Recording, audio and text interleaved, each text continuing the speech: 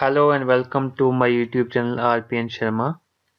Myself Nitin Kumar.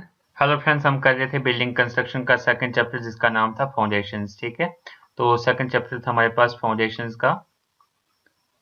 Foundations तो इसमें हमने पार्ट 1 कंप्लीट कर लिया था। आज हम करेंगे इसका पार्ट सेकंड। ठीक है, फाउंडेशंस का पार्ट सेकंड हम करेंगे। तो पार्ट फर्स्ट में हमने देखा था इसकी कि फाउंडेशन क्या होता है। ठीक है, फाउंडेशन की टाइप्स देखी थी, शैलो एंड डीप। ठीक है, तो आज हम देखेंगे शैलो फाउंडेशंस की टाइप्स, फर्दर शैलो फाउंडेशन की कौन कौन सी टाइप्स हैं। ठीक है, तो फर्स्ट हमारे पास है आइसोलेटेड स्प्रेड फुटिंग। ठीक है, तो आइसोलेटेड स्प्रेड फुटिंग हमारे पास क्या होता है हम देख लेते हैं। It is one of the simplest and world wide popular types of foundation. ठीक है, ये एक सिंपलेस्ट टाइप ऑफ फाउंडेशन है। कौन सी? Isolated spread footing. ठीक है, सिंपलेस्ट टाइप ऑफ फाउंडेशन है, फुटिंग है, वर्ल्ड वाइड पॉपुलर। ये पूरे वर्ल्ड वाइड पॉपुलर है, मतलब पूरे वर्ल्ड में ये फाउंडेशन यूज होती है, आइसोलेटेड स्प्रेड फुटिंग। ठीक है, and isolated footing is mostly use to support a single column. Mostly इसको यूज करते हैं एक सिंगल कॉलम को सपोर्ट करने के लिए। ठीक है, तो कॉलम हमारे पास क्या होता है, कॉलम आपको पता ही होगा, कॉलम होता है पिलर। कॉलम को हम पिलर भी बोलते हैं। ठीक है, पिलर भी बोलते हैं कॉलम को हम। This type of foundation suitable when columns are not closely spaced. ठीक है, तो इसकी हमारे पास टाइप्स हैं आइसोलेटेड स्प्रेड फुटिंग की। फर्स्ट हमारे पास है स्टेप्ड फुटिंग, सेकंड हमारे पास है simple spread footing, and third हमारे पास है स्लोप्ड फुटिंग। ठीक है, तो ये टाइप्स हमारे पास किसकी हैं, आइसोलेटेड स्प्रेड फुटिंग की। तो यहाँ पे मैं डायग्राम्स दिखा देता हूँ आपको, तो आपको अच्छी तरीके से समझ आ जाएगा कि हमारे पास आइसोलेटेड स्प्रेड फुटिंग क्या होती है। ठीक है, तो यहाँ पे हमारे पास है पैड फुटिंग। ठीक है, पैड फुटिंग, ये आगे पैड फुटिंग सिंपली ये इसका टॉप व्यू बनाया हुआ है और ये इसका एक फ्रंट व्यू बनाया हुआ है। ठीक है, ये कॉलम है और ये यहाँ से लोड पड़ रहा है, ये फुटिंग है। ठीक है, उसके बाद ये आ गई स्टेप्ड फुटिंग। ठीक है, ये आ गई स्टेप्ड फुटिंग। स्टेप्ड फुटिंग में क्या होगा, स्टेप्स बनाए होंगे सिंपली, मतलब ये फुटिंग है, दैट मीन्स ये सिंपल स्प्रेड फुटिंग है और ये हमारे पास स्टेप फुटिंग है। स्टेप में यहाँ पे फुटिंग में स्टेप बनाए होंगे। ठीक है, और ये आ गई स्लोप्ड फुटिंग। स्लोप फुटिंग में क्या होगा, यहाँ पे स्लोप प्रोवाइड किया होगा। देखो जहाँ यहाँ पे दिख रहा है, ये स्लोप प्रोवाइड किया है फुटिंग में। ठीक है, तो ये आ गई हमारे पास स्लोप फुटिंग। तो एग्जाम में जब ये क्वेश्चन आएगा तो आप इन डायग्राम्स को बना सकते हैं। ठीक है, अगर आपसे ये डायग्रामें नहीं बनती, ये डायग्रामें तो वैसे इजी हैं, इनको बनाने में कोई दिक्कत नहीं है, लेकिन नहीं बनती तो ये टॉप व्यू आप बना देना। ठीक है, ये जो व्यू है ये भी टॉप व्यू है, ये भी टॉप व्यू, ये भी टॉप व्यू है, और ये वाले जो व्यू हैं ये हमारे पास फ्रंट व्यूज हैं। ठीक है, फुटिंग के। आई होप ये लेक्चर आपको समझ में आ रहा होगा। अगर आपका कोई भी डाउट हो तो आप कमेंट सेक्शन में पूछ सकते हैं। तो हमने पीछे देखी थी, फुटिंग्स देखी थी, ये हमारे पास इसकी स्ट्रैप आइसोलेटेड फुटिंग की हमने टाइप्स देखी थी, वो हम देख लेते हैं अभी। फर्स्ट हमारे पास हमने देखी थी स्टेप्ड फुटिंग। स्टेप्ड फुटिंग क्या होती है? In this type of footing are provided with steps in foundation sides. ठीक है, तो इसमें स्टेप प्रोवाइड करते हैं। यहाँ पे स्टेप्ड है तो इसके नाम से ही पता चल रहा है कि इसमें हम क्या प्रोवाइड करते हैं, प्रोवाइड विद स्टेप्स। ठीक है, इसमें स्टेप प्रोवाइड करते हैं। तो पीछे मैंने आपको डायग्राम दिखा दी है, which is also known as पोसिटार। ठीक है, इसको पोसिस्टार इसका नाम हम बोल सकते हैं।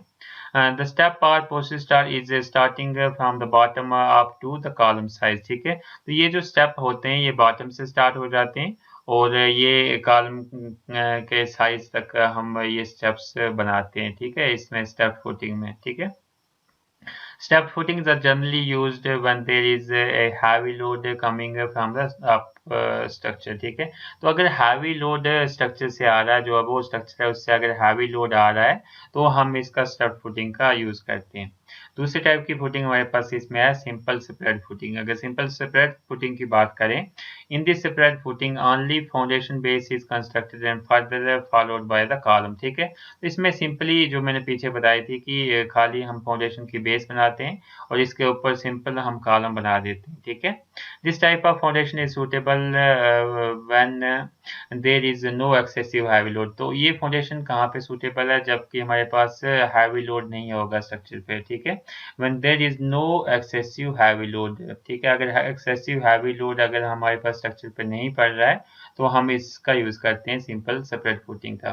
ठीक है, नेक्स्ट हमारे पास थर्ड टाइप इसमें है स्लोप्ड फुटिंग। स्लोप फुटिंग में मैंने दिखाई थी आपको पीछे कि इसमें स्लोप होता है। In this type of footing there is a foundation base and further followed by a column, ठीक है। तो इसमें भी एक फाउंडेशन बेस होती है और फर्दर इसके ऊपर एक हमने कॉलम बनाया होता है और इसमें क्या होता है, स्लोप दिया होता है इसमें, ठीक है। But the slope is given to connect the base of the column size, ठीक है, यहाँ पे दिया हुआ है but the slope is given, ठीक है। इसमें स्लोप दिया जाता है to connect the base of the column size and which is resemble the shape of trapezoidal, ठीक है। तो वो ट्रेपेजॉइडल की शेप की तरह होता है, जो भी स्लोप हम देते हैं इसमें वो ट्रेपेजॉइडल शेप की तरह होता है। It is also known as trapezoidal slope footing. इसको हम ट्रेपेजॉइडल स्लोप फुटिंग भी हम इसको कहते हैं, ठीक है। ट्रेपेजॉइडल स्लोप फुटिंग भी इसको हम कहते हैं। आई होप ये आपको लेक्चर समझ में आ गया होगा। अगर आपको कोई भी डाउट हो तो आप कमेंट सेक्शन में पूछ सकते हैं। नेक्स्ट हमारे पास इसी में ही टॉपिक है आइसोलेटेड फुटिंग की एडवांटेजेस, ठीक है। कौन कौन सी एडवांटेजेस होती है हमारे पास आइसोलेटेड फुटिंग की, वो हम देख लेते हैं। इन this type of footing shuttering material the requirement is very less, ठीक है। तो जो शटरिंग मटेरियल है हमारे पास इसकी बहुत ही कम रिक्वायरमेंट हमारे पास होती है, ठीक है, शटरिंग मटेरियल की। इसलिए जो हमारे पास बात करें अगर शटरिंग मटेरियल की हमारे पास लेस रिक्वायरमेंट होगी तो इसका मतलब होगा कि ये जो हमारे पास फुटिंग बनेगी ये इकोनॉमिकल होगी। इकोनॉमिकल का मतलब हो गया कि इसकी जो कास्ट हमारे पास पड़ेगी वो कम पड़ेगी, ठीक है। नेक्स्ट हम बात करें सेकंड पॉइंट, सेकंड एडवांटेज की, no skilled labour is required. कोई भी ऐसा लेबर हमें रिक्वायर्ड नहीं होगा जो कि मतलब स्किल्ड चाहिए हो, कोई भी लेबर इस पे काम कर सकता है। It is time saving because of simple shape, ठीक है। तो सिंपल शेप होने की वजह से इसमें बहुत ही टाइम सेव हमारे पास हो जाता है। तो टाइम अगर सेव हो जाता है तो मनी भी ऑटोमेटिकली इसमें सेव हो जाती है, ठीक है।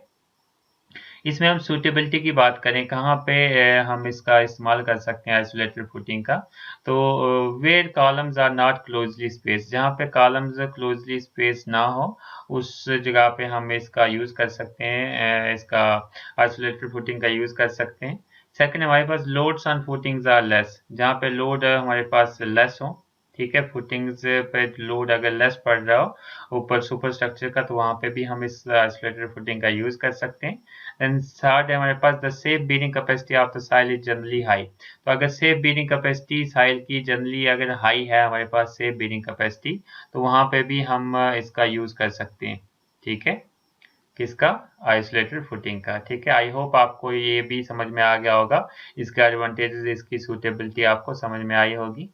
नेक्स्ट टाइप की हमारे पास फाउंडेशन है, हमारे पास शैलो फाउंडेशन में टाइप है वॉल फुटिंग। तो वॉल फुटिंग की अगर हम बात करें, वॉल फुटिंग्स आर पैड और स्प्रेड और स्ट्रिप फुटिंग्स, ठीक है।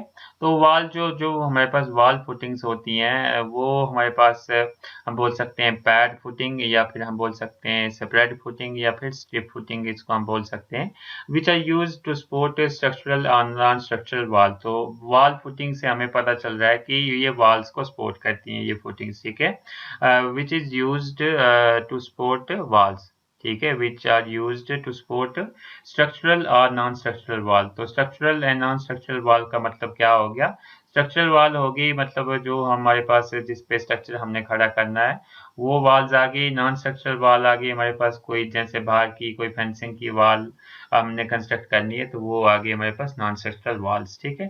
To transmit and distribute the loads to the soil, ठीक है। तो ये भी वही काम करती है वॉल फुटिंग भी, ट्रांसमिट करती है और डिस्ट्रीब्यूट करती है लोड को साइल में, ठीक है।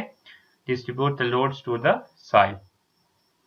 All the footings runs along the direction of the wall. The thickness and size of the footings are specified based on the type of the soil at the site. तो जो भी thickness होती है इस footing की, wall footing की, और जो इसका size होता है वो depend करता है कि जो soil है उस एरिया में जो साइड पे जो soil है वो कैसी है, उसके बेसिस पे हम इसकी thickness और इसकी जो size है उसका हम करते हैं कि कितनी होनी चाहिए, ठीक है। The width of footing is generally kept between 2 to 3 times of the width of the wall।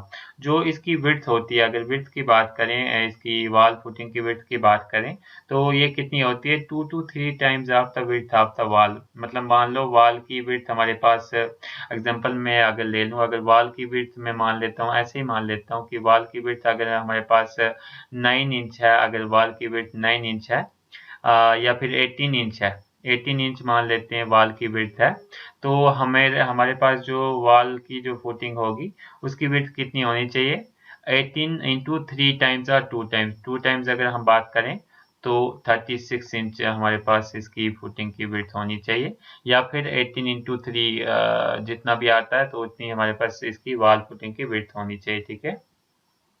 In these types of foundation, the wall footing can be constructed from plain concrete or reinforced concrete। तो जो भी wall footing या हम बनाते हैं wall की footing को, तो वो हम plain concrete से भी बना सकते हैं और reinforced concrete का भी हम इसमें इस्तेमाल करते हैं। ठीक है, plain concrete and reinforced concrete stone और brick से भी हम इसको बनाते हैं। The wall footing is best suited for small building। तो स्मॉल बिल्डिंग के लिए ये बेस्ट सूट है वॉल फुटिंग। ठीक है, अगर स्मॉल बिल्डिंग्स हमने उस पर बनानी है फुटिंग पे, तो हम इसका यूज करते हैं। ठीक है, अब हम इसकी सूटेबिलिटी की बात करें, it is more effective for load bearing structure and boundary walls. ठीक है, तो ये किसके लिए मोस्ट इफेक्टिव है, लोड बेरिंग स्ट्रक्चर के लिए भी। अगर load bearing structure that means कोई स्ट्रक्चर है जिसका लोड पड़ रहा है फाउंडेशन पे, तो वो उसके लिए भी हम इसको यूज कर सकते हैं, और बाउंड्री वॉल के लिए भी हम इसको यूज कर सकते हैं, बाउंड्री वॉल कंस्ट्रक्शन के लिए। ठीक है, तो ये इसकी यहाँ पे डायग्राम दी है, ये इसका टॉप व्यू दिया हुआ है, ये इसका फ्रंट व्यू दिया हुआ है, और ये हमारे पास इसका 3D दिया हुआ है। ये आगे हमारे पास फुटिंग और ये इसके ऊपर आगे हमारे पास वॉल।